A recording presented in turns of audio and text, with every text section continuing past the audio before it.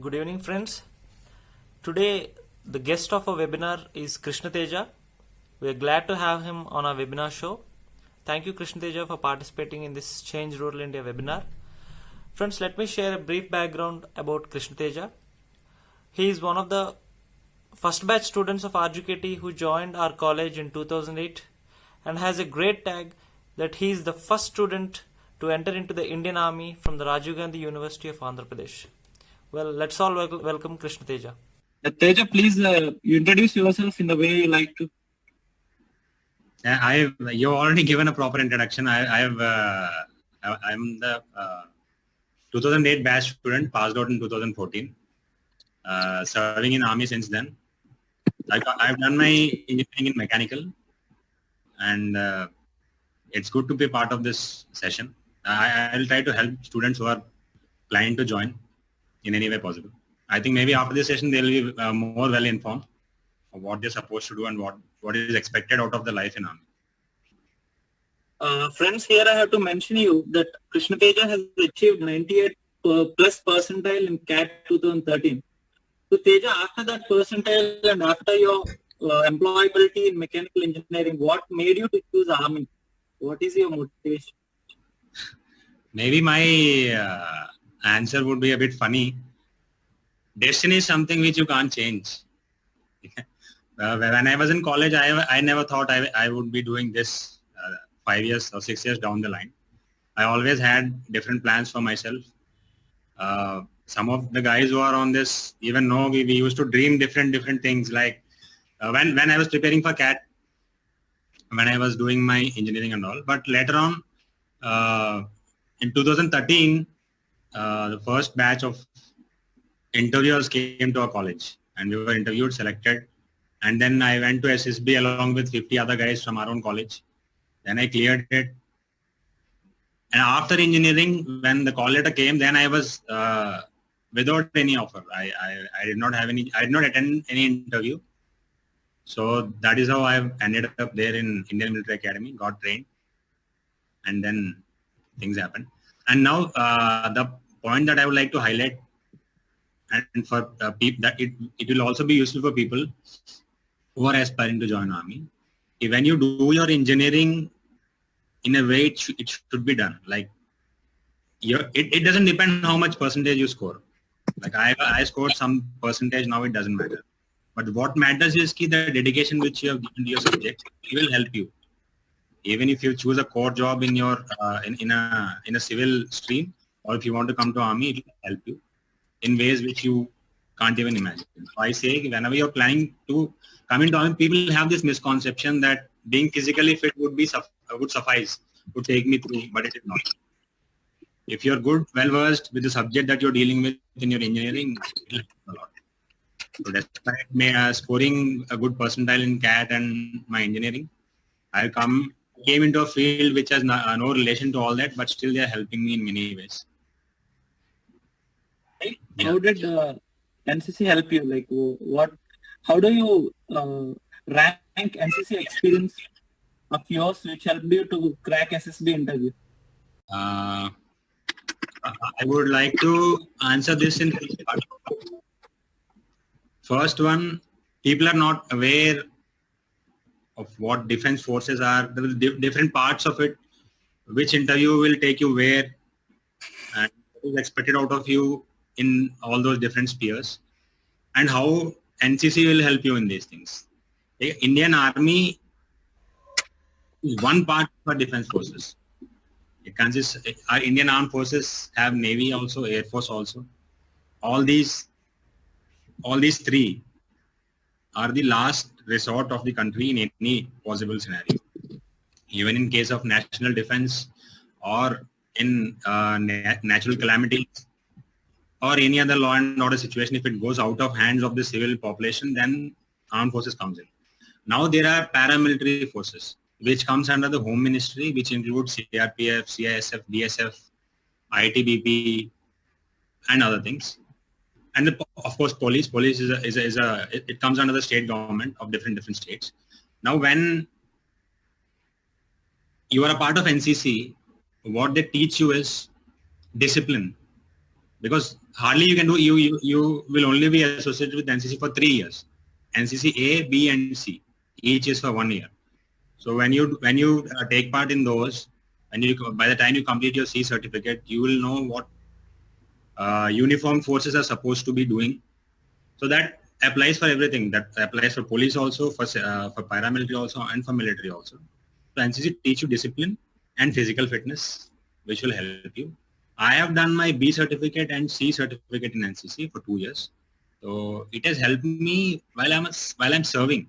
Like after I have cleared SSB and after in my training also, it has helped me. So if you speak particularly about service selection board interview, it is a different ball game altogether. It has different prerequisites, different requirements, which maybe in the subsequent questions you may ask. Otherwise, I'll clear it at the end. What were your parents' concerns when you got the call to join the army? I would like to add here is, in our state, to be particular, I'm not speaking about any other states. We only aim, or most of us aim at studying, graduating in a particular stream. Am I audible, Archit? Yes, audible.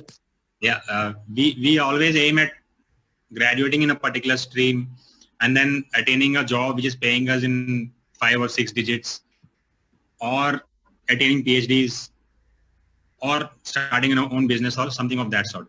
But coming into defense forces, I have seen very limited. In fact, myself, I was never having that aim. So when we ourselves are not that into it, parents, obviously they are not aware, the first thing. And secondly, they don't want their children to go into it for various reasons. In the same way, even my parents were very apprehensive about it. In fact, my father discouraged me from going to the interview itself. For that, I have to thank my friends, both my my PUC 1, PUC 2 classmates and my engineering classmates also. They have encouraged me. They have asked me, just go. So I went and then I cleared. Even after passing out also, my parents have attended my passing out. So even then they were not sure if they have taken the right decision and all. But eventually when they've seen the discipline which was inculcated in me, the way I've changed myself, they were confident, and now they visited me on both my previous postings. So they're happy. So Teja, like the most important question which students would expect from you to answer. So what tips would you give to these aspirants who want to go to SSB interview? The only single line thing that I would ask them to do is be yourself. Be yourself, that will sail you through. I can give an example, that is me myself. I never knew what SSB interview was before going there. There was one lecturer, Mandeep sir. He used to be in mechanical engineering department, who has attempted this interview for 15, 16 times, but he couldn't make it. He was the one who has motivated us, ki you have to do this and this is how it is supposed to be done and all. That is for 3 days before going to the interview. Apart from that, we never had any training. Despite that, what I did there was, I just was myself. There were 3 parts to the SSB interview. First part would be an exam, written exam would be there, where your aptitude will be tested. And then there is a psychological assessment of yours. And then there is a personal interview. And then there is a group testing officer who stays with you all the time. So instead of being determined or trying to be somebody else, just be yourself.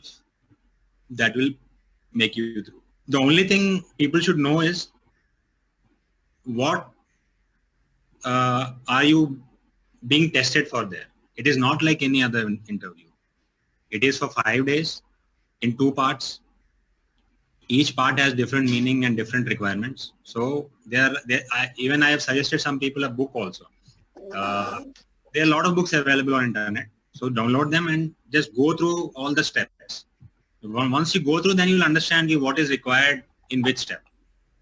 So then you have to see in that particular step, how can I react? So just go there, react. And finally, I would say enjoy the procedure. The procedure that you're going through is very unique and it is very fun to go through. You'll make it through. Anything which any of the aspirants feel that they should speak to somebody who has gone through, then I'm always available. You can talk to me, or there are also two other guys who have cracked this, one from our own batch, 2008, and one from 2009. So you can approach them, they will be able to guide you. So Teja, could you explain us the growth opportunities in Army for the students who enter through SSB? Like now you have mentioned this particular thing of entering through SSB, so I would like to take this opportunity to clear one more doubt which people will be having. Okay. Indian Army is an organization where there are three steps in the sense, when a recruit enters into Army, that guy is called a Jawan/soldier. For him, the requirements to enter is different. He needs, there are also different trades in it, like general soldier, clerk, barber, washerman. So depending upon their qualifications, they enter. And then they take promotions with their experience and become a JCO. That is two steps. Jawans will be having JCOs above them, and then the officers. They are the president's commissioned officers, and which everyone should aspire to become. That is after graduation. There are various entries, both for men and women. Depending upon the requirements, there are different entries. So once you go through SSB, you will be a commissioned officer in the Indian Army. There are two types of commissions: permanent commission and short service commission. There are a lot of there's a lot of discussion also going on in the present media these days. So short service commission is for 10 years. You're supposed to serve for 10 years, and then if you want to get it extended, you can get it extended up to 14 years.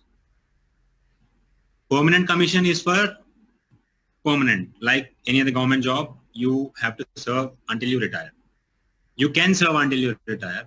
There are other clauses also for it, which I don't want to delve into. So now once you clear your SSB and your medicals are done after you clear your SSB. Then the opportunities would be, you will start your service with the rank of lieutenant.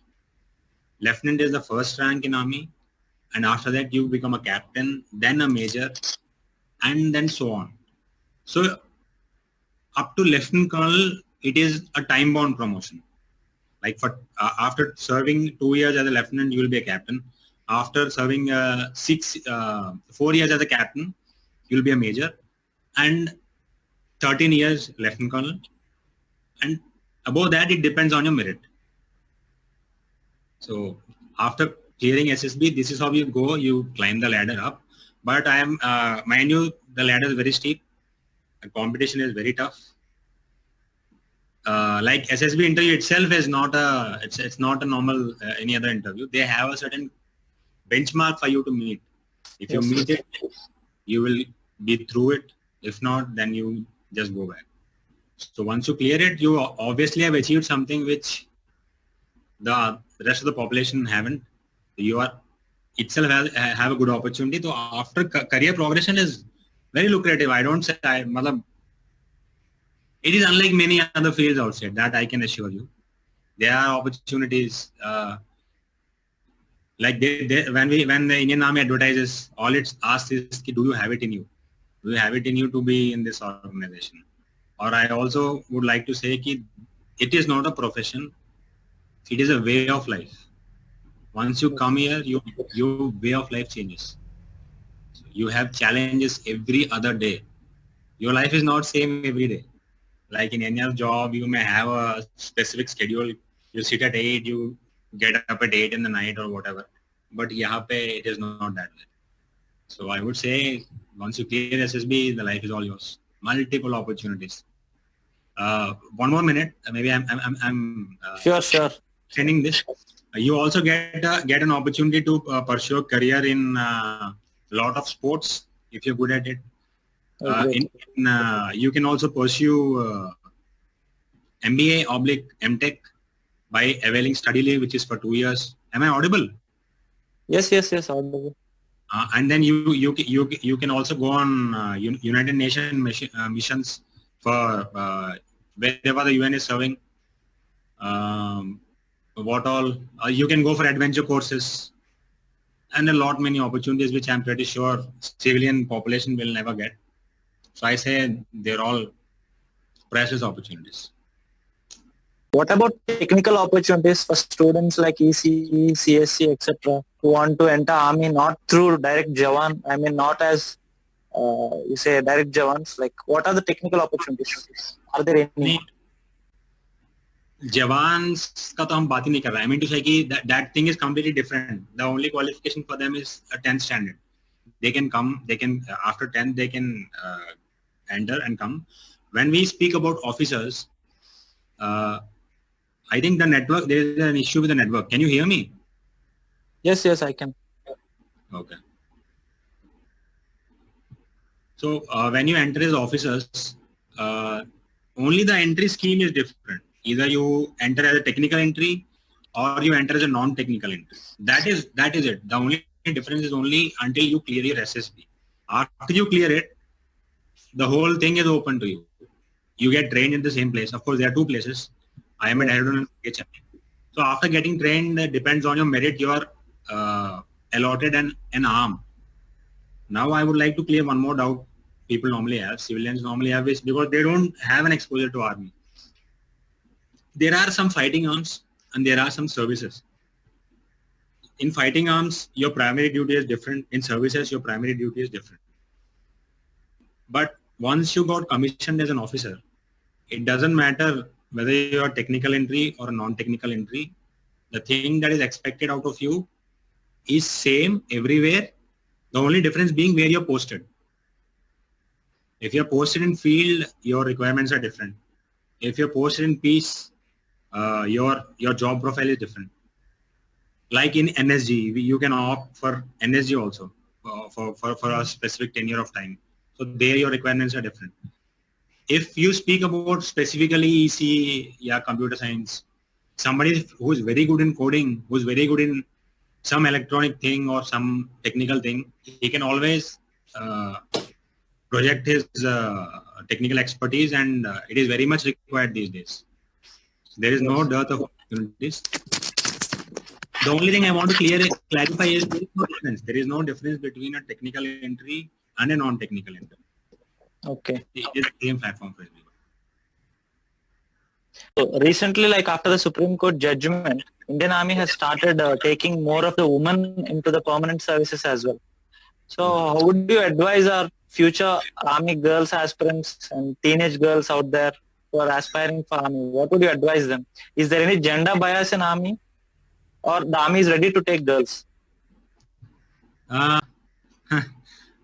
I would like to go with a very general statement here. Nature itself is biased, Arshit. Nature itself is biased in many ways. This is just a controversial topic. Even if you remember back in our English club days, we used to fight a lot on these things. So it is there everywhere. People, to make it a controversial thing or something, people keep saying this. But I would like to bring in facts to support my views. Sure. Our society is different when we compare it to the Western world. We can't compare ourselves to the militaries somewhere else, because I say we are the best. We are the best anytime. That I can assure you. Now coming to gender bias, there is no gender bias in Army. The only difference is in 1992, if I remember it correct, women officers were first recruited into Army. From then on, they are doing an excellent job.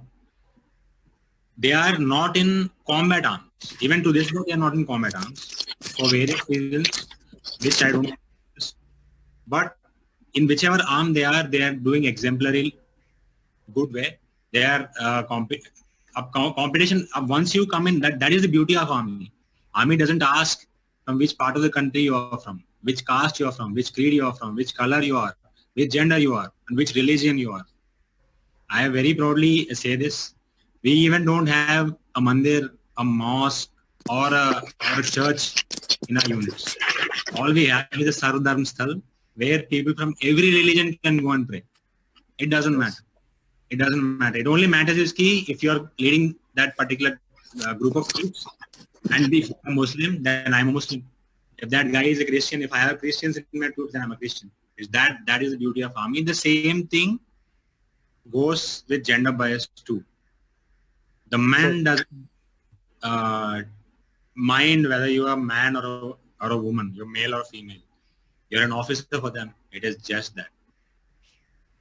Now what has happened is, now that you've brought up this permanent commission thing, previously women were not offered permanent commission in army. They were made to take, they enter a short service commission like many male officers who also enter the same. And then they serve for 10 years. If they want to extend, they used to take an extension for 4 years. Now, recently, if I'm not wrong, a week ago, I think the government has given an order. Even they can apply for permanent commission.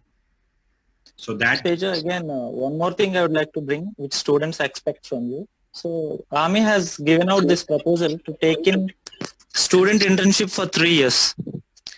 Right. What is your opinion on that? Will it come into effect soon? Before that, I think I've missed out on regarding girls from our college. I think I have not answered.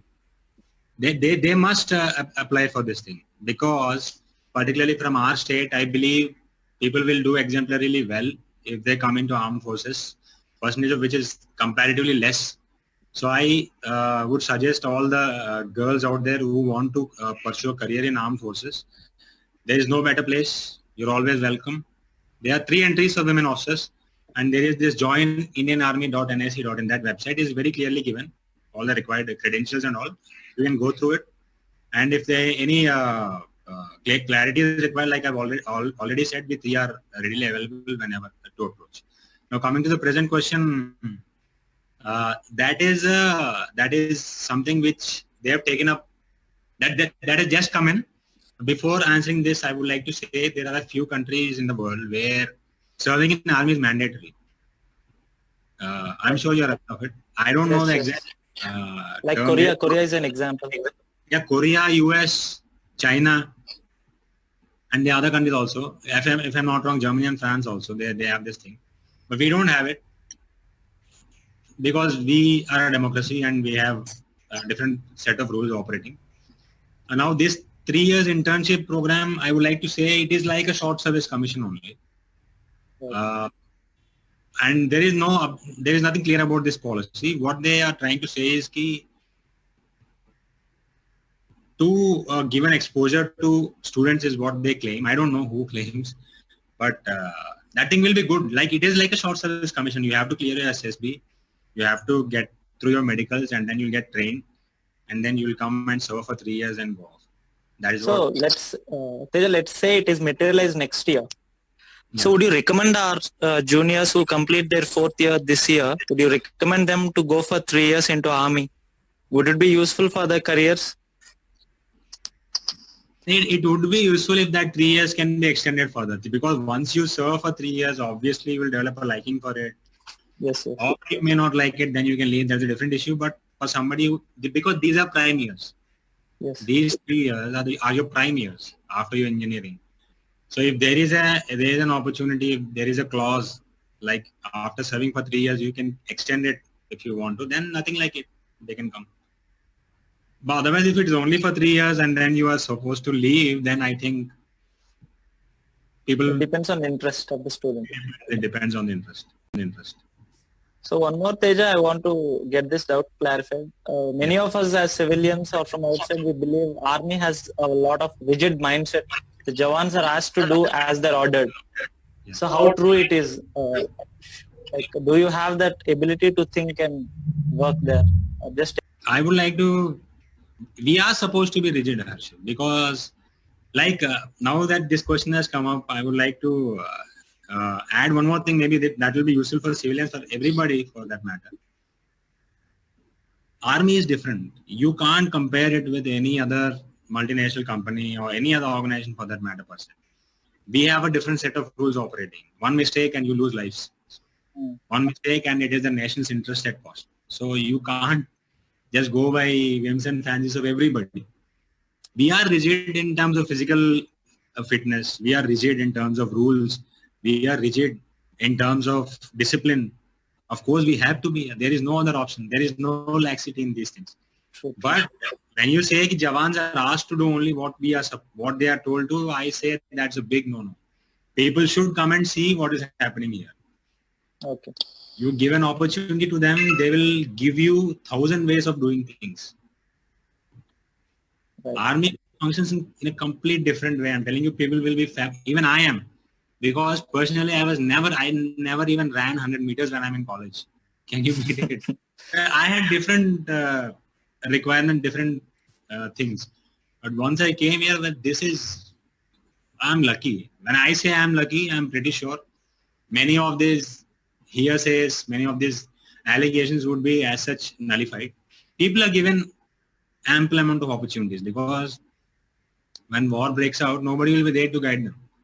Everybody is on their own. So it is not like that. We are rigid where we are supposed to be. And army is changing in every way possible. Teja, because you have said now army is changing, it's true that now the war is also changing. It's not about Jawans fighting on the ground. It has It's about changed. different things. Yeah, and now we have also entered into cyber warfare. Yeah. So are there any opportunities for the cyber experts, cyber professionals from our college or any colleges outside to enter into army? Is there any option? Plethora of opportunities, Harshit. That is what now, once you come, I would say if you want to have that feeling of being in army or making your expertise help army in one way or the other, you can always clear SSB, come and then explore. Because yes, World War I and II, when they were fought 14 to 18 and then afterwards, the rules were different. They were pitched battles, trench battles were there, and then armored warfare has come up. Now it is completely different. It is all cyber. You can unnukes and all. So all this is artificial intelligence based. So particularly guys from our college can utilize this opportunity very well. Even if they're having some projects which they think would be of use to army, they can always approach. They can always project it. The best thing is to clear SSB, come in and then explore opportunities. That would be better.